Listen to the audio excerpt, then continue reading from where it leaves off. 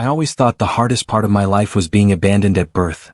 But life has a strange way of saving its sharpest twists for the very end. I grew up believing my mother simply didn't want me. No letters. No calls. No birthday messages. Just silence. A silence so heavy that it shaped the way I walked, talked, and trusted the world. I told myself I had moved past it. I told myself I had forgiven her. But forgiveness is easy when the past stays where it belongs. The real test is when the past knocks on your door with lawyers, claims, and demands. That's when everything you thought you healed becomes fresh again. My name is Daniel, and this is the story of how the woman who gave me away at birth, who disappeared without a trace, came back into my life not to reconnect, not to apologize, not even to ask how I survived. She came back because she found out that I had $5 million. And she wanted a portion of it. Just like that. As if love was never missing. As if she was entitled to a part of a life she never helped build. And the worst part? She acted like I was the one who owed her. Growing up wasn't easy. I was raised in foster care. Different houses. Different faces. Different rules.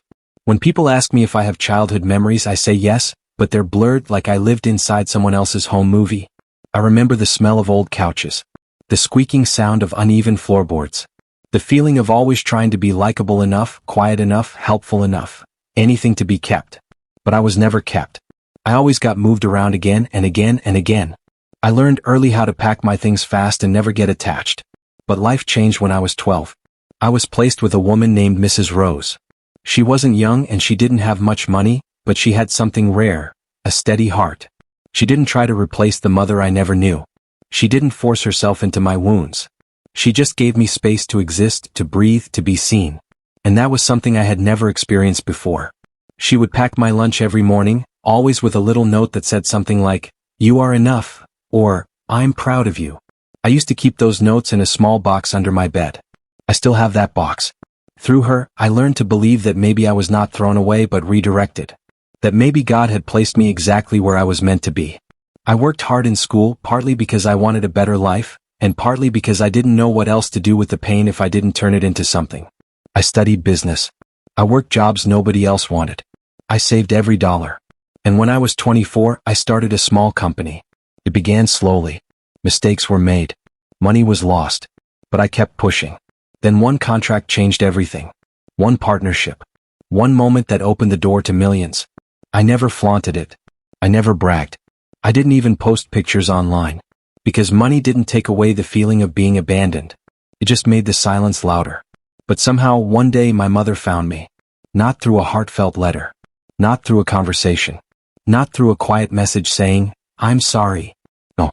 She found me because my name was mentioned in an article. A business magazine highlighted a young entrepreneur who rose from foster care to success. And just like that, the woman who never checked if I lived or died was suddenly claiming her rights as my biological parent. When I first got the lawyer's letter, I thought it was some kind of mistake. I remember sitting there, holding the envelope, staring at her name printed on the page. My hands were shaking. Not from anger. Not from sadness. But from shock. Shock that the person who left me in a hospital room, without even signing the birth certificate, was now demanding money. Her message was short, cold, and businesslike. She said she deserved part of the $5 million because she gave me life. That phrase kept repeating in my head like a drumbeat. She gave me life. As if life was all she ever needed to give. As if life wasn't something that had to be nurtured, protected, loved. As if being born was the finish line instead of the starting point. I could have ignored her. I could have blocked her. I could have walked away. But something inside me needed answers.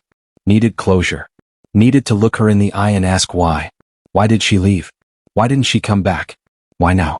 So I agreed to meet her. It was the first time I had ever seen her in my life. And what I saw was not what I imagined. She wasn't fragile. She wasn't broken. She didn't look like a mother holding regret. She looked confident. Calculated. Like she had been preparing her argument for years. Her expression held no warmth. No recognition. No softness. Just expectation. And when she spoke, her first words were not my name. Not, "I missed you." Not, "I'm sorry." Not even, "How are you?" Her first words were, "You owe me." And in that moment, everything inside me changed. Everything I thought I was ready for, I wasn't. Because what she said next revealed the real reason she left. And it wasn't what anyone would expect. When she said those words, I felt something inside me tighten. Not just anger but confusion. Because the way she said it wasn't emotional, it wasn't regretful, it was rehearsed. Like she had said it to herself 1,000 times before coming here. She looked at me like a contract, not a person. I remember taking a slow breath before I spoke because I wanted to stay calm. I asked her why she left. She didn't hesitate. She didn't blink. She just looked at me and said, "I had to." Those 3 words hung in the air like they were supposed to explain everything. But they didn't. They raised more questions. So I asked again, slower this time, trying to steady my voice.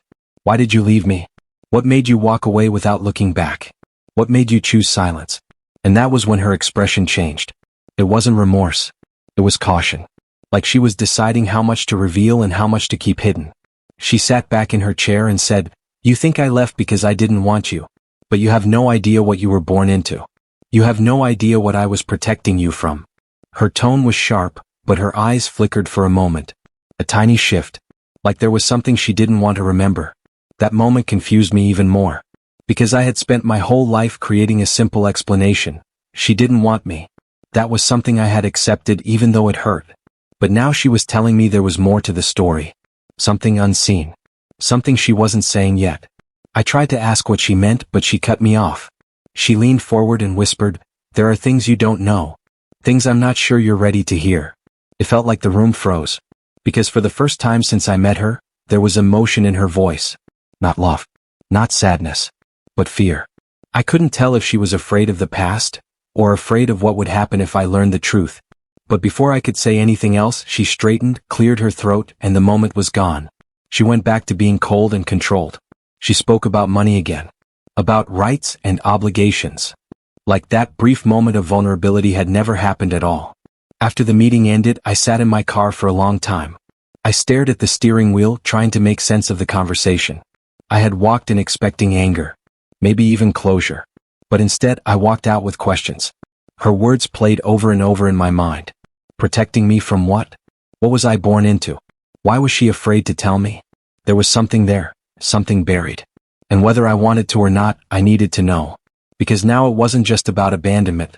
It was about a mystery that had my name tied to it from the day I was born. But before I could dig deeper into that, life carried on. I still had my business to run. I still had responsibilities. Yet even as I tried to focus, my thoughts kept drifting back to her. Mrs. Rose noticed it too. She always had a way of sensing when something was wrong. That evening, she made tea and sat with me at the kitchen table, the same table where she helped me with homework years ago, the same table where I learned how to trust someone again. She didn't push me to speak. She just waited. Eventually, I told her everything, about the meeting, the conversation, the questions. She listened carefully, nodding slowly. Then she told me something I wasn't expecting. She said she remembered the day I arrived at her house. She said the file the caseworker brought with me was unusually thin. Missing records. Missing details. And more than that, she remembered the caseworker herself being nervous. Like there was something she didn't want to say but had to hold back. At the time, Mrs. Rose didn't think much of it.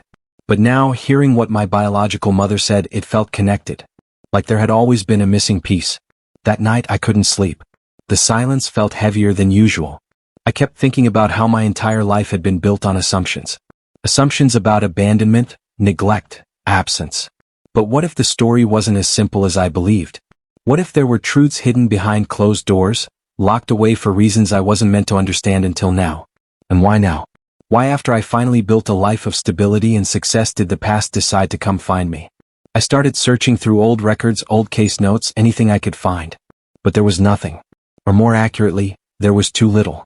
It was like large parts of my history had been erased.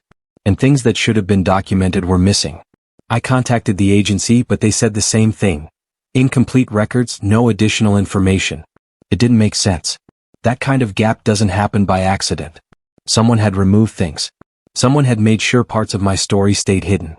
The more I searched, the heavier the silence grew. I found myself wondering about the people who were there the day I was born. The hospital. The nurses. The doctors. Someone had to know something. Someone had to remember something. But before I could take that step, something else happened. Another letter came. But this time it wasn't from her lawyer. It was from her. Handwritten. The handwriting was shaky, uneven, like the pen had been held too tightly. The letter wasn't long. It didn't explain everything. But the first line stopped me cold. I never wanted to leave you. Not, I'm sorry. Not, I miss you. Not even, I love you. But something else. Something complicated. Something conflicted. She wrote about being young. About being scared. About being trapped in a situation she couldn't control. She didn't name names. She didn't describe details. She just said there were people involved who wouldn't have allowed me to keep you. People who had power. People who made decisions for her. And she said leaving me was the only way to keep me safe. Then the letter ended with one sentence underlined twice. If you keep looking, you're going to uncover something that cannot be undone. That was all. No signature. No explanation. Just a warning.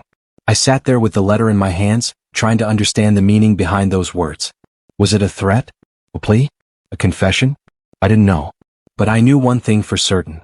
This wasn't about money anymore. This was about the truth. And whatever that truth was, it was something someone didn't want me to find. Because the very next day, someone else reached out to me. But this time it wasn't her. It was someone who claimed to know the real story of my birth. Someone who said they had been waiting for this moment for years.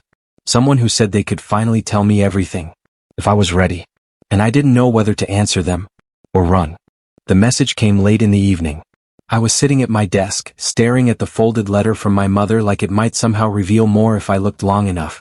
My phone buzzed and at first I ignored it. But then another notification appeared, and this one didn't look like spam. The name was unfamiliar, but something told me not to swipe it away. The message simply said, I knew your mother when you were born. We need to talk. There was no greeting, no explanation, no details.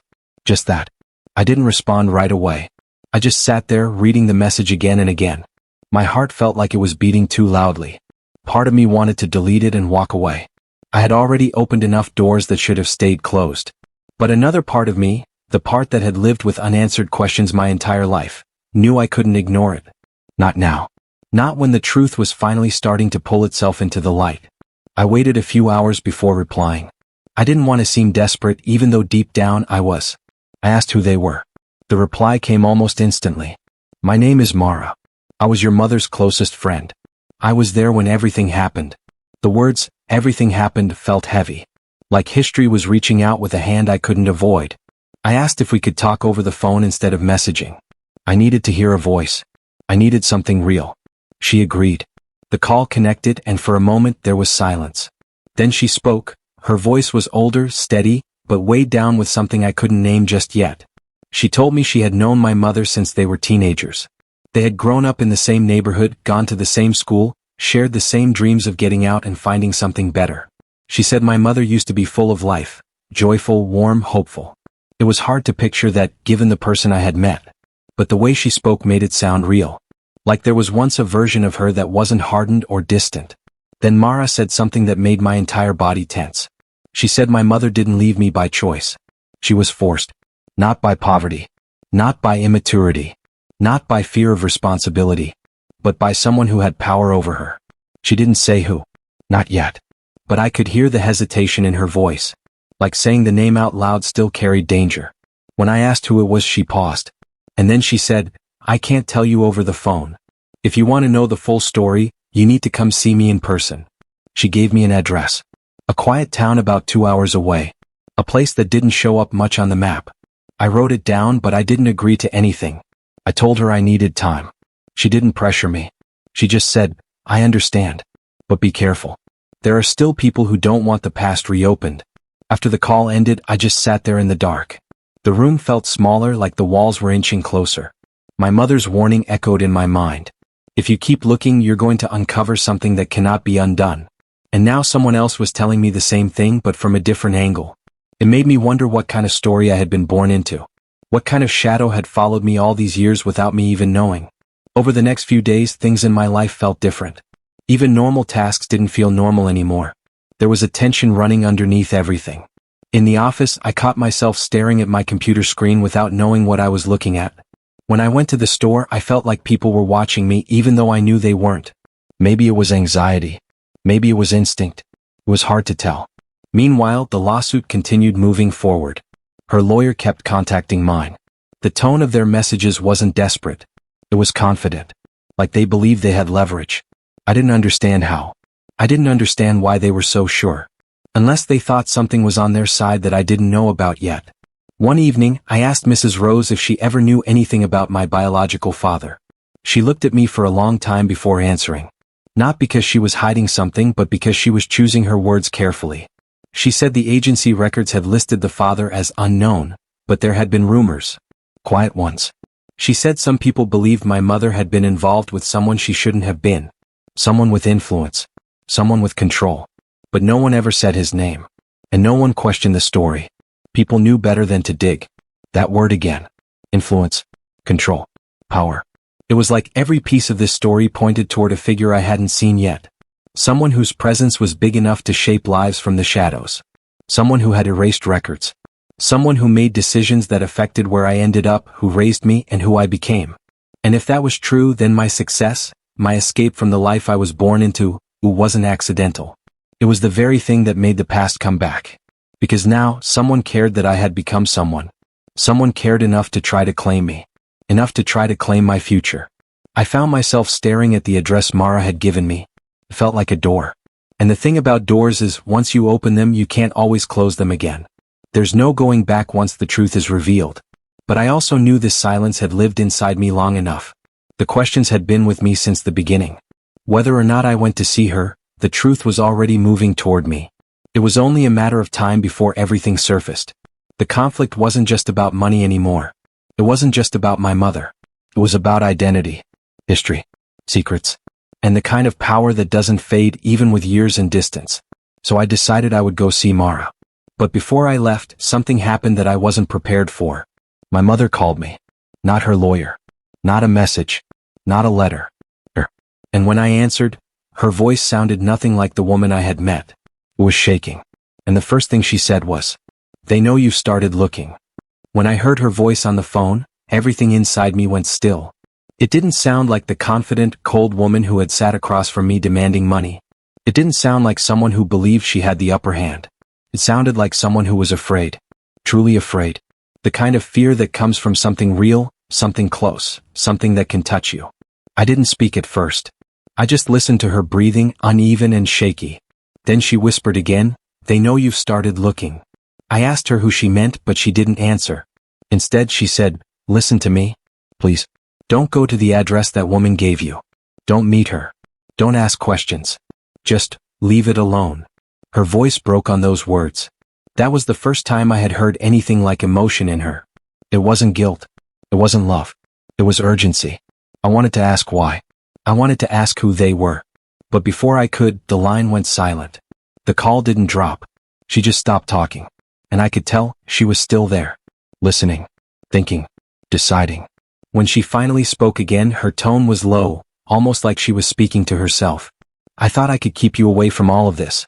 I thought if I left, it would end with me." I felt my chest tighten. She wasn't just remembering. She was reliving something. Something heavy enough to shape her entire life. I asked her what she was afraid of. She didn't answer. Instead, she said something that made the hairs on my arms stand up. "They don't forget their mistakes. And you were never supposed to be found." The word mistake hit differently. Like I wasn't just a baby she couldn't raise. I was something someone else didn't want to exist. Before I could say anything more, I heard voices in the background. Not angry, not loud. Calm. Too calm. The kind of calm that carries control. My mother's breath quickened. There was a soft thud like something falling. And then the call ended. Just like that. I sat there staring at my phone screen, my heart pounding. There were so many things to fear in that moment, but the worst part was not knowing exactly what I was supposed to fear. A shadow without a shape. A threat without a name. The next morning, I woke up with a decision to make. The address Mara gave me was still in my pocket, folded so many times the edges were wearing thin. I could ignore it. I could pretend none of this was happening. I could focus on my business, my life, my future. But that wasn't how this story worked. The truth was already reaching for me. Something had already been set in motion. I left early before sunrise. The drive to the town was quiet, the roads almost empty. My thoughts were louder than everything around me. I kept hearing my mother's warning, but I kept seeing her fear too. There was something real behind her voice. But there was also something real behind my need to know. When I reached the town, it felt like stepping into a different world. Small streets. Old houses. The kind of place where everything looks peaceful but carries stories beneath the surface. The address led me to a small house with peeling paint and curtains drawn closed. I sat in my car for a minute watching the stillness. Nothing moved. No sounds. Just quiet. Too quiet. I knocked on the door and after a moment, it opened just enough for me to see a pair of eyes. Brown, tired, watchful. It was Mara. She let me in without a word. The inside of her house felt like time had stopped there. The furniture was old, but everything was arranged carefully, as if it mattered to keep things in order. She poured tea, though neither of us drank it. Then she sat across from me and said, "Before I tell you anything, I need you to understand something. Once you know the truth, you can't go back to not knowing. And knowing it will change things. Not just for you, but for everyone connected to you." I didn't speak. I just nodded. She took a slow breath and said, "Your mother didn't leave you. You were taken." The world seemed to tilt for a second. I felt the air leave my lungs, but I didn't interrupt her. I couldn't. She explained that my mother had been involved with someone powerful. Someone who didn't want her to have a child. A man who believed that a child would ruin everything he had built.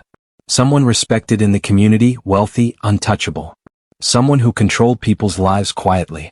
And when she became pregnant, she was given two choices: end the pregnancy or give the baby up and disappear. She chose to keep me alive. But she paid for that choice with her freedom.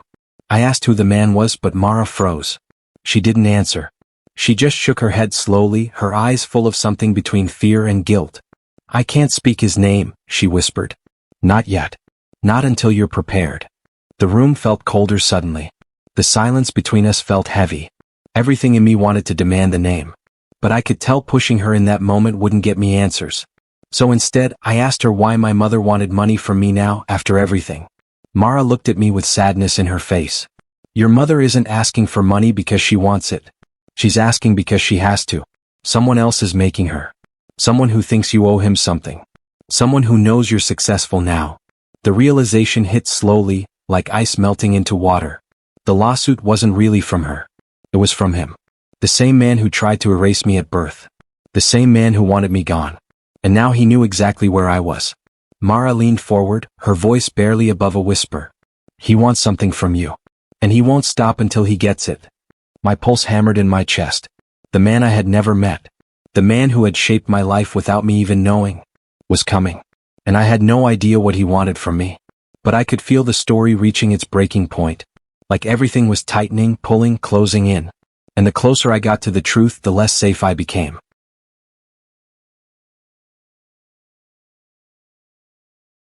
Mara's words sat between us like a weight neither of us knew how to lift. I could feel my heart beating in my throat, fast and uneven, like my body already understood the danger before my mind could. I asked her what this man wanted from me, why he suddenly cared now after all these years. She didn't answer at first. Instead, she stood up slowly and walked to a small cabinet against the wall. Her hands were trembling as she unlocked it. She pulled out a folder, old and worn at the edges, like it had been opened and closed too many times. She placed it in front of me without saying anything. I hesitated before opening it. I didn't know what I was expecting. Maybe something simple, something that would clarify the situation. But what I saw inside didn't clarify anything. It only made everything more complicated. Inside were documents, contracts, names, bank accounts, signatures, but not mine, not my mother's. They belonged to companies I didn't recognize, businesses connected to my own without me realizing. My company's success, the contract I believed I had earned on my own, the opportunity that changed everything, it hadn't just appeared by chance. Someone had made sure it happened. The success I was so proud of hadn't been completely mine. It had been influenced, guided, positioned. Mara watched my face and I could tell she already knew what I had just realized. "You didn't rise alone," she said softly. "Someone made sure you would have access to money, power, visibility. They wanted to make sure you grew into someone valuable." I felt sick. My chest tightened. I had built my entire identity on the idea that I worked harder than everyone else. That I earned everything. That I pulled myself out of the life I was born into through determination. Now it felt like the ground beneath me was crumbling. "You were never supposed to be erased," Mara continued. "Not completely. He wanted you, just not then. Not when you were a baby. He wanted you when you were useful." Useful. The word burned. My entire life, my pain, my struggle, my victories, had been pieces in someone else's plan. I didn't even know who I was angry at more, this man or myself for not seeing any sign of it. But before I could ask anything else, before I could process what she was saying, there was a sudden knock at the door. 3 slow, heavy knocks. Mara froze. Her eyes widened, not in surprise but in recognition. She didn't move. She didn't speak. For a moment, the entire house felt like it was holding its breath. The knock came again. She stood up, her voice barely audible as she whispered, "You need to leave. Now." I looked at her, confused. "Is it him?" I asked. My voice sounded small. I didn't recognize it. "No," she said. "It's worse." She grabbed my arm, almost pulling me toward the back door. Her grip was strong despite her age. "Listen to me," she said. "There are people who work for him. People who make sure his secrets stay buried. They watch everyone connected to him. They knew your mother talked to you. They knew you contacted me. They were waiting." I glanced back at the front door, the shadow of footsteps shifting behind the fogged glass. The knock came a third time. This time louder. More certain. I felt adrenaline surge through me. Mara opened the back door and pushed me outside. "Go to your car," she whispered. "Don't run. Don't look back. Drive away. And do not go home. They'll be watching there too." I nodded, though my mind felt like it was spinning. I turned to leave, but before I got far, Mara grabbed my arm again. Her eyes were intense, almost desperate. "The man you're looking for, he isn't just powerful. He's protected. By people you don't want to cross. But there's someone else, someone who knows his weaknesses." I swallowed hard. "Who?" She hesitated, like saying the name was a decision that couldn't be undone. Then she said it. "Your father."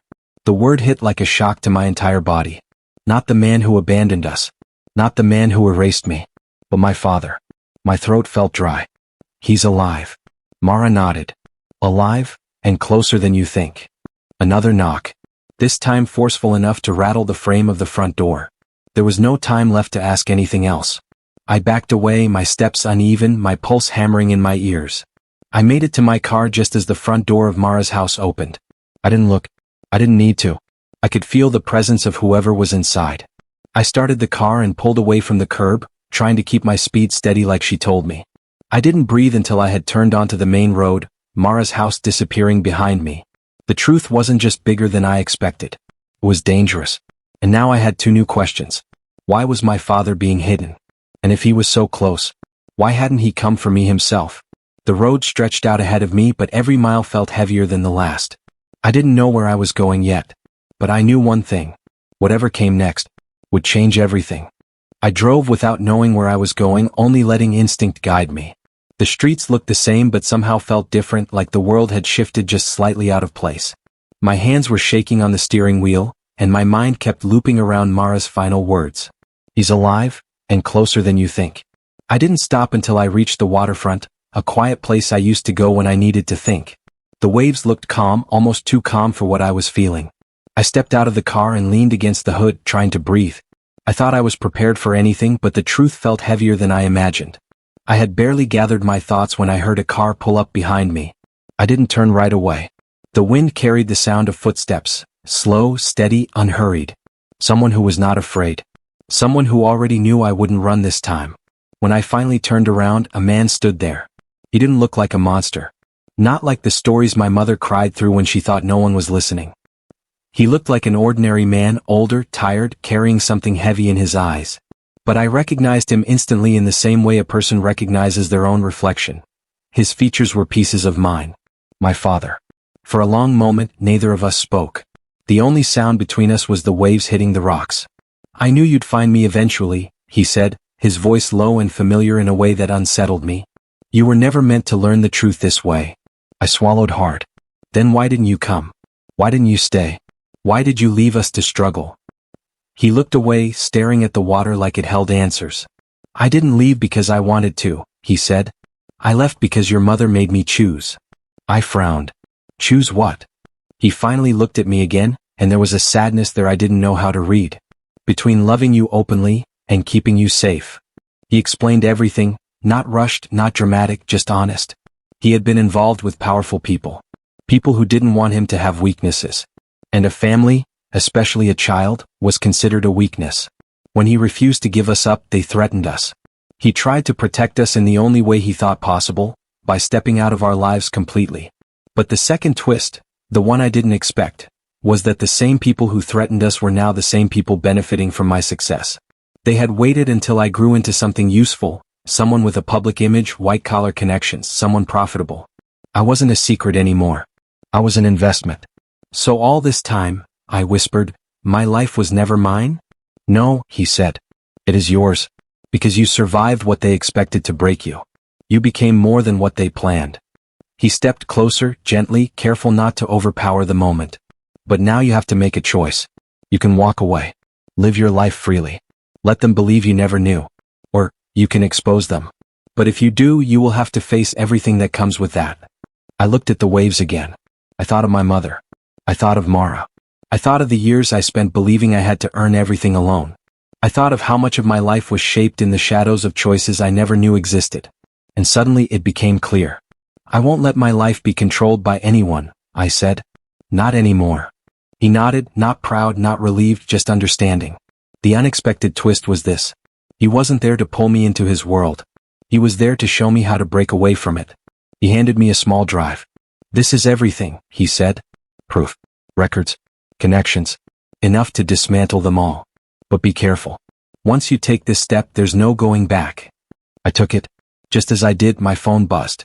A message from an unknown number. One sentence. We know where you are. My father's eyes met mine. We didn't run. We didn't hide. We stood there, side by side, facing the life I had just chosen. The climax wasn't loud. It wasn't violent. It was choice. And now, everything would change. The message on my phone lingered in my mind like a shadow refusing to fade. But instead of panic, there was a strange calm between my father and me. It was the first time in my life I didn't feel alone in the moment that mattered most. I slipped the drive safely into my pocket and took a slow breath, the ocean breeze carrying the weight of everything shifting inside me. My father didn't rush me, didn't push me, just stood there, present as if making up for every year gone before. We didn't leave in a hurry. There was no dramatic escape, no chaos. We simply returned to the car, sat in silence for a few seconds, and I started the engine. But just before I drove away, I looked at him again. For the first time, I saw not the man I imagined or the story I had been told about him. I saw a person who had lived with his own scars. Someone who made choices he believed were the only ones he had. It didn't erase what happened, but it explained more than I had ever known. As we drove, he told me how the people who once controlled him had shifted their attention not just to me but to countless others, using influence and quiet deals to maintain everything. The truth, he said, is never as simple as good or bad. But it's still truth. And bringing it to light matters. We reached the safe house Mara had recommended. She met us at the door, her expression tense but relieved. She didn't ask questions. She simply let us in and secured the locks. My father sat down, clearly exhausted. Mara glanced at him but addressed me. You have the drive, don't you? I nodded, placing it on the table between us. That small object seemed impossibly heavy. Inside it were names, documents, messages, transfers, meetings, years of carefully hidden dealings that shaped my life without me knowing. It didn't just expose corruption, it exposed the story behind my entire existence. Mara touched my shoulder gently. What do you want to do? The room fell silent. I could use this to destroy them. To tear down everything they built. But it would also destroy everything tied to them, including some things that had helped me unknowingly. I could walk away. Pretend I never learned any of this. Live peacefully, quietly, and let the world continue as it was. But something inside me shifted now that I had the truth. I wasn't the child abandoned at birth anymore. I wasn't the person constantly seeking enough success to feel worthy. I wasn't even the person trying to figure out where I belonged. I knew where I stood finally. Not above the story. But beyond it. I'm going to tell the truth, I said. No matter what comes with it. Mara nodded without hesitation. My father studied me for a long moment and then, slowly, he smiled, not with pride but with something softer. Relief maybe. Or recognition. The next few weeks were a blur of planning, legal strategy, statements, and conversations that left me exhausted to my core. Lawyers warned me of backlash. Journalists dug into my past, trying to twist details into headlines. But the truth was documented, clear, and undeniable. And while it didn't break everything instantly, it created a crack that couldn't be sealed again. My mother's lawsuit faded quickly once evidence surfaced that she had been coached, manipulated, and pressured into trying to take part in the wealth I had built. When she realized what had been happening around her, something in her changed. She didn't call me to apologize, but she sent a letter. Short, handwritten, shaky. She wrote that she had been young, scared, and alone when I was born. That she had believed leaving me was protecting me, even though it haunted her every day. She didn't justify it. She didn't defend herself. She simply said she hoped I would find peace, even if she never earned forgiveness. I read the letter many times before I could understand what I felt. It wasn't anger anymore. It was sadness, heavy and quiet. I didn't reply, not because I didn't care but because some things take longer than words allow. As for my father, he didn't disappear this time. He didn't try to become a hero or reclaim a life we never had. Instead, we took small steps. We talked sometimes. Shared meals sometimes. We didn't pretend the past didn't happen, but we didn't let it define every moment either. He had built his own kind of silence over the years, and I was learning how to let him unfold at his own pace. Mara remained what she had always been, steady, loyal, and grounded. Our friendship grew into something deeper, not because of dramatic moments, but because she had been there in the quiet ones. The ones that mattered. She didn't try to fill the space of what I had lost. She just supported what I was building. And me? I learned that healing didn't feel like victory. It didn't come with a rush of triumph. It was slow, steady, and sometimes painful. It came in moments when I allowed myself to feel everything I had once pushed down. It came in honesty, with myself, with others, and with the story that shaped me. I continued my work, but with a different purpose. I made sure my business supported those who came from places like mine. Uncertain starts, fractured beginnings, complicated love, and unresolved wounds. I created programs for support, education, and stability because I knew what it felt like to grow up without a foundation. I didn't try to erase the past. I used it. One evening, months later, I returned to that same waterfront.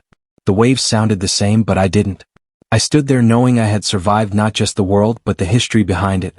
I had faced the truth, accepted it, and chosen how it would shape me moving forward. My life was mine now, not an inheritance, not a reaction, not a wound. A story. One I was finally writing for myself. And if there is anything I learned, it is this. Sometimes family isn't the one that raises us, or the one that leaves us, or the one that returns. Sometimes family is the one we choose, the one we grow with, the one that stands with us when the truth is heavier than we know how to hold. And sometimes, the strongest thing we can do is not to forget what happened, but to build something better in spite of it. That became my ending. Not perfect, not painless, but real.